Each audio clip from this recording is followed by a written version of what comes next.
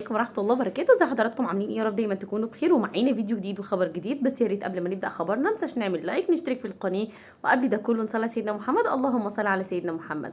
وخبرنا النهارده بيتكلم عن مشاهير من كل انحاء والدول العربية اللي لبسوا اللباس التقليدي الجزائري، وخصوصا كمان القفطان الجزائري اللي لبسته الممثلة السورية جيني. وقالت طبعا عندها ملايين من المتابعين ما شاء الله، وقالت انه اروع لباس وتسلم ايد الست الجزائرية اللي عملت اللباس ده. وكل حاجة في الجزائر حلوة جدا جدا جدا، سواء اللباس بتاعهم او العادات او التقاليد بتاعتهم والاجواء والاكلات، كله عجبها جدا جدا جدا جدا.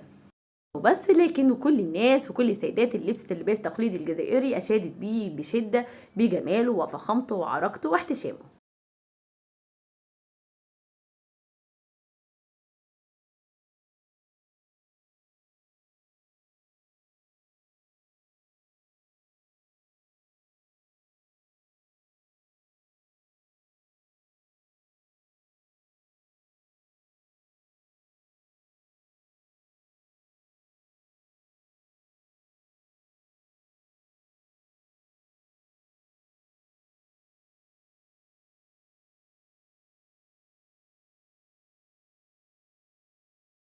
والتقدير لسيدات الجزائر، واشوف حضراتكم على الف خير يا رب في فيديو جديد وخبر جديد، والسلام عليكم ورحمة الله وبركاته.